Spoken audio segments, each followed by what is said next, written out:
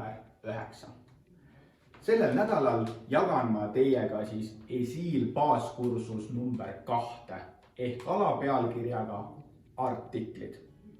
Lisaks tutvustan ma teile ka ESIL baaskursus number 3 alapealkirjaga kontaktid. Miks me seekord niimoodi teeme, räägin ma teile juba täpsemalt selles videos, kus ma tutvustan siis teile nii artiklite kui kontaktide lühivideosid. Ja nagu meie tavaline rutiin juba ette näeb, siis nädalaraporti lõpus paneme teile ka ühe väikese lisaboonusuudise. Oleme jällegi ESIL-i YouTube'i keskkonnas, esitlusloendid ja vaatame järgmisi baaskursuseid. Baaskursus 2 ehk artiklid. 13 videot, materjali circa 15 minutit. Ja nagu eelnevas videos ütlesin, siis vaatame täna ka ühe osa veel ehk baaskursus 3 ja kontaktid. Kokku 14 videot, materjali umbes 13 minutit. Ehk jällegi videod minuti kanti, õpetlikud, selged.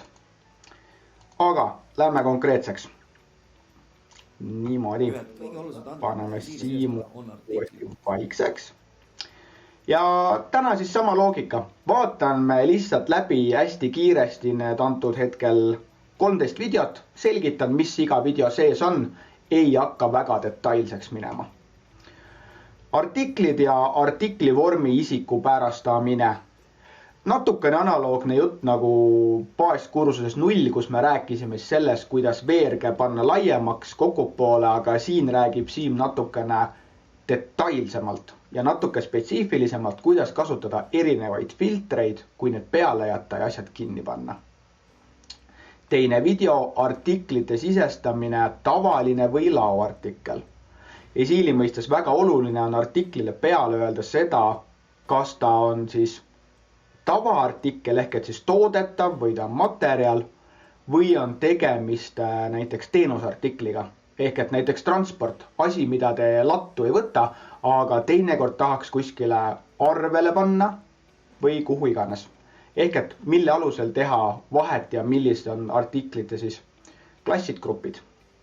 Partii jälgitavus, kuidas seda panna, kunas panna ja kunas enam ei saa panna. Ehk et väga oluline koht kõikidele nendele, kes peavad partiidest või seerianumbritest kinni hoidma.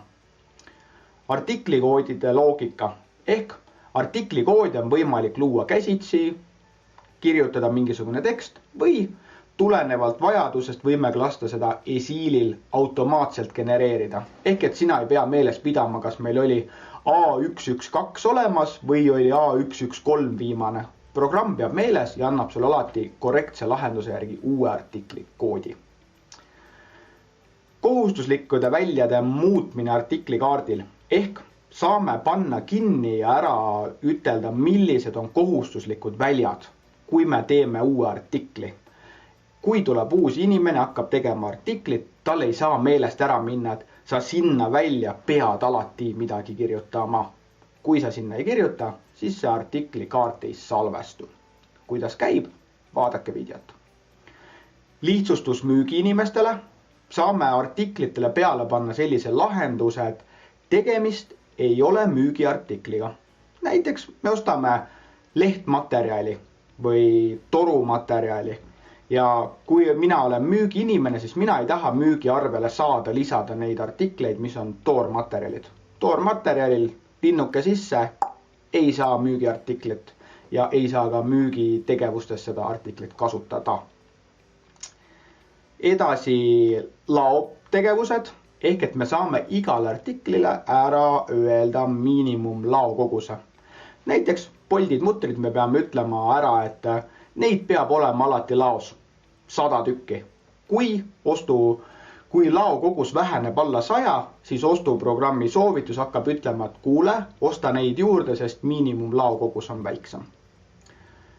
Ja vaikimisi laopositsioon ehk kui me ütleme ära sellele samale mutrile, mida me 100 tükki tellisime, et need mutrid peavad olema alati laos A karbis 12, Kui nüüd see kaup saabub ja laotöötaja hakkab seda vastu võtma, siis tema ei pea mõtlema, kuhu karpi või kuhu asukohta ma jään seda panema, vaid programm ütleb, et palun pane need mutrid lattu A, karpid 12 ja kuidas siis seda loogikat üles ehitada. Failide lisamine ehk artiklitele on võimalik lisada erinevaid faile, joonised, sertifikaadid, pildid, millised failid, millistesse kohta, kas on tootmiseks vajalik või on müügitellimusele vajalik, ilusti siin failide lisamise artiklis juures. Artiklitele mõõdud ehk et parameetrid, pikkus, kõrgus, laius, netokaal, brutokaal, olulised asjad, kui teate, kuidas ja kuhu artikli kaardil lisada ja kuhu siis see informatsioon hiljem edasi läheb ehk et kas lähetusdokumentidele, arvetele, kuhu vajalikesse kohtadesse saab siis sealt teada. EAN-kood ja triipkood. Igast artiklist on võimalik luua triipkoode või siis ka tänapäeval juba QR-koode. Kuidas seda teha, kuidas need väljaprindid tulevad? Väljaprintide kohta tuleb hilisemas etapis loogika, aga kuidas neid koode luua ja neid numbreid saada, saab sealt ilusti teada. Artiklikoodi muutmine. Kui te olete siili juba mõnda aega kasutanud, siis võib tekkida vajadus mõnel artiklil põhjusel XYZ näiteks artiklikoodi muuta. Kas keegi on teinud näpuvea, kas on teinud uus artikkel, siis jah, artiklikoodide muutmine ei ole hea plaan programmis, aga kui see on teadlik tegevus, siis siiski me lubame seda teha. Ja siin on selgitus, kuidas seda saab teha vastavate õigustega inimene. Artiklite sulgemine, samamoodi väga oluline, kui näiteks sinu tarnija nimekirjast läheb mingisugune artikkel maha ja ta ei tarnigi seda enam, siis oleks mõistlik niisugune artikkel sulgeda. Seda selle jaoks, et inimene, kes teeb siis struktuure, ostutellimusi, tema ei saaks ka kogemata seda vale artiklit sinna kuskile peale panna. Panete selle artikli kinni ja on asi korras. Kui te nüüd vaatate aga ajalugu, siis neile artikliga seotud ajalugu jääb kõik alles. Tema ostutellimused, müügitellimused, tootmistellimused, need ei kao kuskile, aga seda artiklit ei saa ennast enam kuskile kasutada. See ongi peamine osa, mis on artikli loomisest ja kasutamisest äärmiselt oluline. Loodan, et saite siit võib-olla mõne mõtte, et ma ei ole ennem seda asja vaadanud või ma ei teadnud, et siuke asi on. Siis sellest oleks väga kena. Nii, aga läheme ja vaatame siis ka kontaktide seeriat.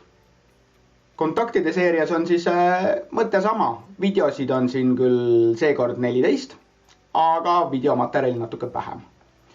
Oluline siis selle koha pealt, et programmistil peavad kindlasti olema kontaktid.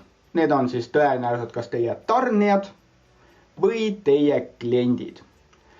Ja vastavalt sellele, kuidas kontakte tarnijaid sisestada, on ka siin erinev siis informatsioon, kuidas nendega näiteks suhelda. Kuidas sisestada ettevõtte e-maili, ehk et siis teie ettevõtte e-maili seadistused. Kuidas seadistada enda isiklikku e-maili. Kuidas seda seadistada sellisel juhul, kui meil on Office 365 ja peal on mitmikaudentimine. Ehk kui on mitmikaudentimine, siis tuleb sealt mõned nupud, mõned paroolid juurde panna ja seda on ilusti sealt videost näha. Pealekauba ütlen seda, et tulenevalt meie uuest klientprogrammist, kus siis on võimalus sisse lugida nii Google'i kontoga otse, siis see e-maili seadistamise lahendus on natukene muutunud, aga selle kohta saate täpsema informatsiooni meie help centerist. Ei ole seal ka mitte midagi keerulist. 4. video, kuidas e-mailile siis signatuuri või jalust lisada. Ehk ei ole vaja alati kirjutada pikk e-mail valmis ja alla kirjutada Hannes, Ilves, Siil, telefoninumber, e-mail, vaid seda saab teha ühe korra ja iga kord automaatselt me saame selle jaluse sinna juurde võtta. Jaluseid saame teha erineva kujuga, erinevates keeltes. Kontaktid ja kontaktikoodide automatiseerimine. Jällegi, automatiseerimine ehk et oleks vähem käsitööd ehk et ei oleks võimalik eksida. saame lasta kontaktikoode automaatselt programmil genereerida. Kuidas? Vaadake videos. Tarnijaklass, kliendiklass ehk et raamatupidamislikud tegevused, kellel on vaja, liidestuste küsimus peamiselt, vaadake neid videosid. Kontakti ettevõtte info sisestamine ehk et kuidas teie ettevõtte erinevat informatsiooni sisestada ja ka siis tarnijate informatsiooni vastavalt siis nende erinevad aadressid, telefoninumbrid ja nii edasi. Lähetusaadressi kasutamine. Mõte on siis selles, et ettevõtte kontor, kus siis ettevõtte peamine tegevus toimub, ei pruugi alati olla samas kohas, kuhu tuleb saata kaupa. Kontor on Tallinnas, tootmine on Jüris. Siis me saame ära öelda, et meie ettevõtte lähetusaadressid või siis meie kontaktide lähetusaadressid on teises kohas kui ettevõtte peamine aadress. Ja miks see on vajalik? Loomulikult saatelehtede jaoks ehk et kaup ei läheks valesse kohta. Lähetusaadressid ehk et samale kliendile mitmed erinevad aadressid. On veel võimalus luua mitu erinevat lähetusaadressi ehk et kui meil on näiteks veel mitu erinevat tehast, siis kuidas ja kuhu neid sinna liigitada. Tarnetingimuste kasutamine ehk et kuidas lisada ja ütelda konkreetse kontakti kohta tema tarnetingimused ehk et siis erinevad X-worksid ja siis see osa tarne osast ja kuidas seda asja ära lahendada. Tarneviis ehk et saame öelda kliendipõhiselt, et kas me viime oma autoga, läheb kuller sinna järgi, kuidas siis erinevaid tarneviise kirjeldada. Lennukiga, hobusega, laevaga, kuidas iganes. Ehk et jällegi lisainformatsiooni erinevatesse dokumentidesse. Müügi ja ostuhoiatused. Juhul kui kasutame erinevaid kliente, siis me saame klientide põhiselt panna hoiatusi näiteks müügitellimusel. Palun küsi tema käest alati ettemaksu. Nii kui müügitellimusele paneme näiteks Hannes OÜ, siis tuleb kiri ette, et küsige müügi ettemaksu. Või kui on tegemist ostuga, saame panna ka näiteks ostuhoiatuse, et küsi alati sertifikaadid ette. Täitsa võimalik, ehk et ei läheks meelest. Kontaktile vaikimisi valuuta määramine on siis see, et teil võib olla tõenäoliselt väljapool Euroopat, väljapool Eestit erinevaid tarnijaid kui ka kliente. Ja need ei pruugi kõik töötada eurotsoonis ehk et eurovaluutaga. Juhul, kui teie klient kasutab mingisugust teist valuutat, saate selle ilusti ära määrata ja meie vaatame siis Euroopa Keskpanka, vaatame valuutakurssi ja arvutame selle automaatselt ise ümber. Ehk et kurssi ei pea keegi arvutama. Ja need ongi siis peamised kontaktidega seotud asjad. Vaadake need siin läbi. Kui leiate midagi vahvat, põnevat, mida ennem ei teadnud, väga tore. Kui aga vaatate need ära ja ütlete, et ma oskan kõike teha ja need kõik asjad on minul juba kasutuses, samamoodi väga tore, olen rahul ehk et oskate hästi ja korrektselt esiili kasutada. Sellel korral sai siis see kokkuvõte selline. Ma väga loodan, et teie jaoks ei tulnud nendest kahest Siimu poolt tehtud videoklipi plokkidest midagi siukest huvitavat, et vau, ma sellest ennem nagu üldse mitte midagi ei teadnud. Sellepärast, et nii artiklid kui kontaktid on esiili programmi kasutamise mõistes eluliselt vajalikud. Teistpidi, ma loodan aga seda, et võib-olla saate selle informatsiooni edasi anda enda ettevõttes mõnele uuele töötajale, kes peale nende videode äravaatamist saab aru, millise loogikaga tuleb informatsioon näiteks välja printida või mõnda teisse aruandesse või nimekirja.